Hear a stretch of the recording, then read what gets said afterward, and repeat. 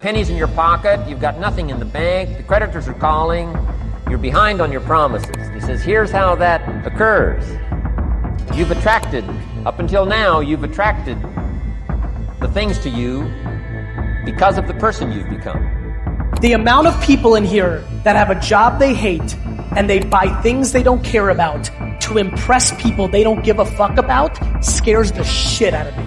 But if you don't have an 8-month emergency fund, if you aren't fully funding your retirement account, if you have credit card debt, if you're behind on payments, if your student loan is in deferment or even in default, you better get serious with your life, and you know what a need is. Ever feel stuck with your finances? Like you're always playing catch up no matter how hard you try?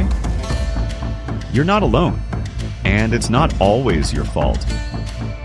In this video, we are breaking down 6 truths about why money can feel like a constant struggle, and how to turn things around. But before we jump in, don't forget to subscribe and tap that notification bell, so you never miss out on the real stories behind money, wealth, and why things aren't always what they seem. Your support helps us keep uncovering the truth about personal finance, mindset, and the money games nobody talks about. All right, let's get into it. Number 1, the upward comparison trap. Scrolling through social media, seeing someone's shiny new car, their dreamy vacation photos, or their designer wardrobe, and we think, wow, they must have it all together. They must be rolling in cash. You must agree. And we've all been there, right?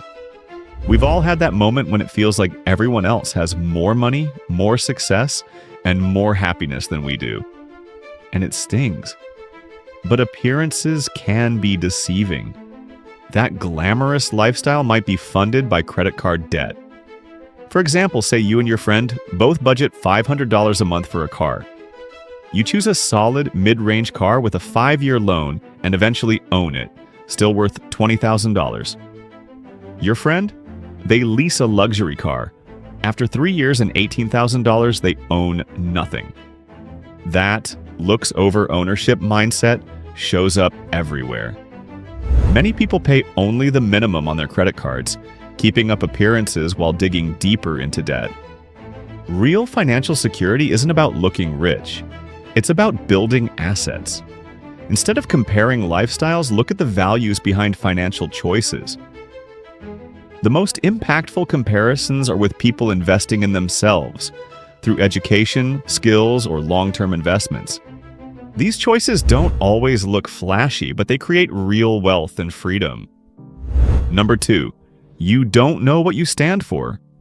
When you're unsure of your values, it's easy to chase what others have. Elon Musk, for example, poured everything into SpaceX when few believed in private space travel. He faced setbacks, ridicule, and failure, but stayed focused on his vision. Today, SpaceX is reshaping the future.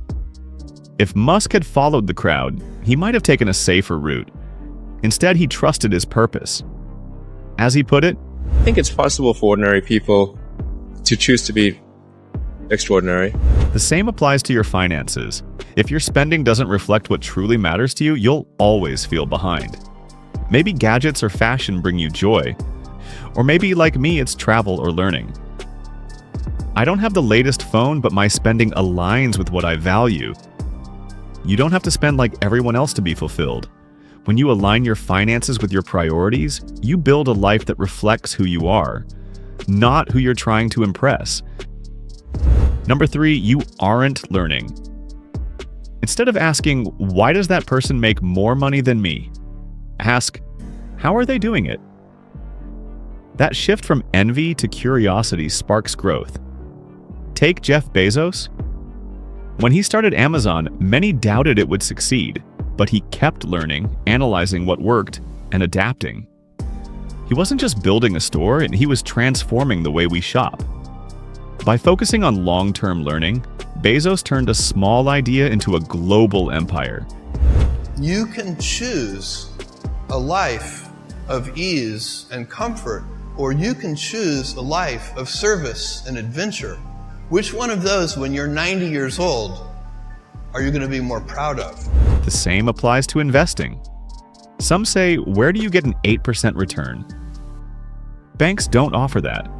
And they're right, banks don't. But the S&P 500 has historically returned over 10% on average. Nearly every 20-year period has seen returns of 4% or more, and most of them over 8%. Growth comes from asking better questions and staying curious. Study the strategies of those succeeding and apply what fits your journey. Number 4, you're forgetting the trade-offs. Have you ever looked at someone's success and thought, they really have it all together? It's easy to assume that someone thriving has it all sorted out. But what we often don't see are the sacrifices they've made to get there, or the ones they're still making. That person flying to Bali might live in a modest apartment or drive an older car. Their sacrifices may not be visible, or the kind you'd want to make. Success always comes with trade-offs, and knowing that can make comparisons feel far less intimidating. Once you understand that everyone makes choices and sacrifices, you'll spend less time comparing and more time making decisions that work for you. Number 5, you're following the wrong strategy.